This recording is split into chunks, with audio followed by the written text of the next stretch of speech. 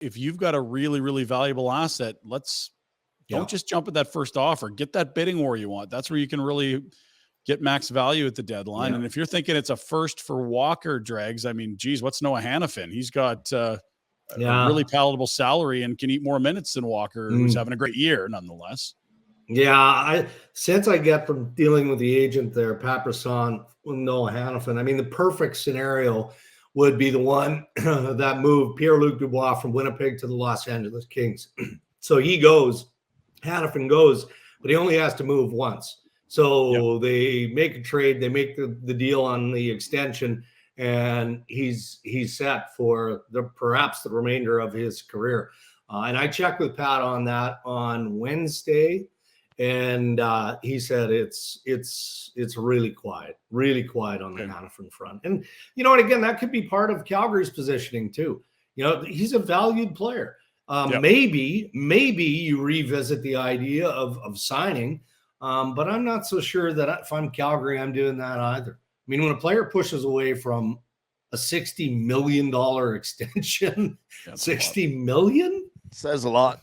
It does to me, and I don't know Noah Hanifin at all, but if you're ownership, you got to be a little pissed off, don't you? Too good to take our money. You want to go somewhere else for less. He's not going to get 60 over 7 years. We know that, Dreger. The only way he's going to get that money is a sign and trade, and we're probably talking about deadline when more money's run off the books, and you got a better clarity on who's contending. Yeah, and that's why you have to be patient for him, because you might as well maximize whatever that return is coming back, right? So, and it's as far as defense goes, Zadorov got traded, but that's typical of Jimmy Rutherford and how he does business. We know Patrick Allvin's the GM there, but Jimmy doesn't like to have weak spots or empty chairs. So they land Zadorov early, and now they'll sit tight and see if they want to add another piece on the defense. That's just the MO of Rutherford, and now Conroy and company are going to keep their powder dry and just stay patient.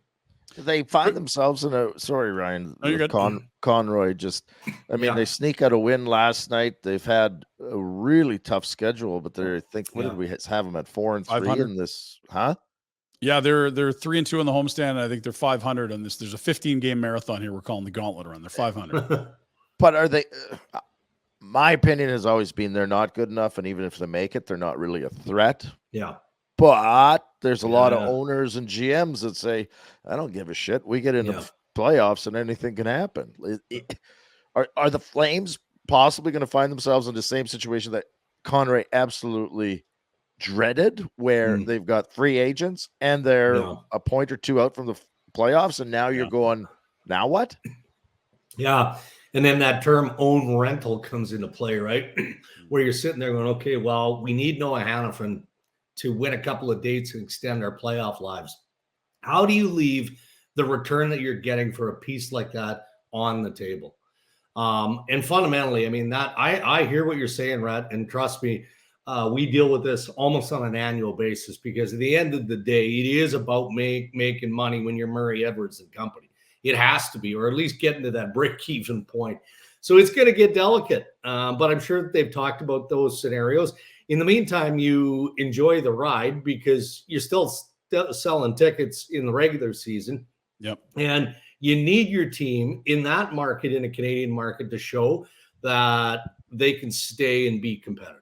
And right now they're doing that. But it's a good point, and it'll be a significant storyline if we creep into the new year and all of a sudden the Calgary Flames are in a playoff spot or just on the outside looking in. Hey guys, thanks for watching. Be sure to check out more of our content right here on the Flames Nation YouTube page. We had a bunch of great long-form interviews. You can check out some videos we've done as well outside of the studio. And of course, if you want more writing or merchandise stuff, flamesnation.ca or nationgear.ca. Appreciate you watching.